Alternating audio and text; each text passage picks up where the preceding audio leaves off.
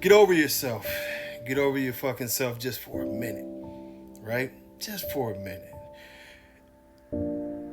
I understand we live in a society where it's a competition of victimization. It's a competition of the world has done me worse. My life has been harder. I've overcome more. You should be ashamed of yourself for even thinking that you have had anything closer to as bad of a life that I have.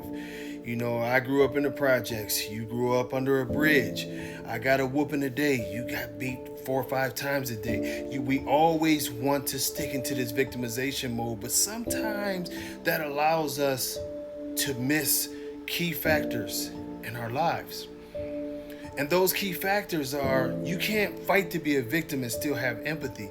You can't feel the pain that your child is feeling because you're too busy stuck in your own pain. You can't tell that your best friend is really going through things because when your best friend tells you they have a problem, you want to tell them about your problems instead of listening and being attentive to their problems.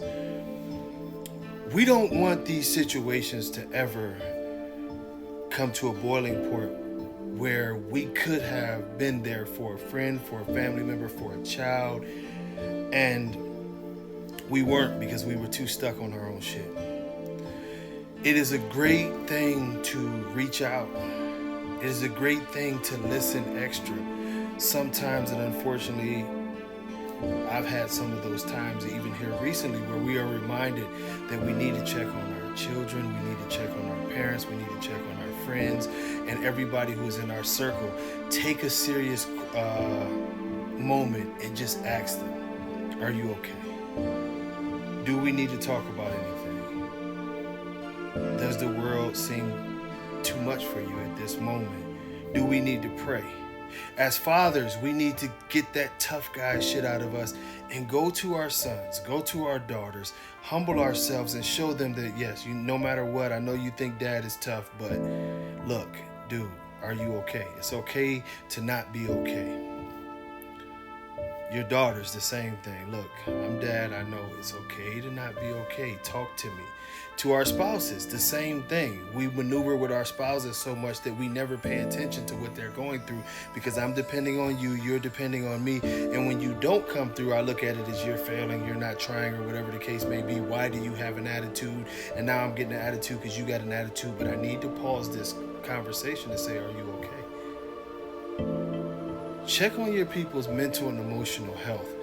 Not everything is extreme. Some things are smaller and they're just suffering. But sometimes it does go to that extreme case to where we may get very, very bad news and it could have been avoided. Not to say if these things happen that it's your fault. Definitely don't say that. But if there is even the smallest possibility that we can interject into our family members, our loved ones, or even a stranger if you see them doing bad, do that. Show your humanity, show your humility, and reach out to people, man, because this world is sort of crazy right now. And a lot of people are going through some hard struggles, and believe it, far more people are really thinking about not wanting to be here and doing that by way of themselves. You know, we really, really have to think about others sometimes. We really have to be each other's support group.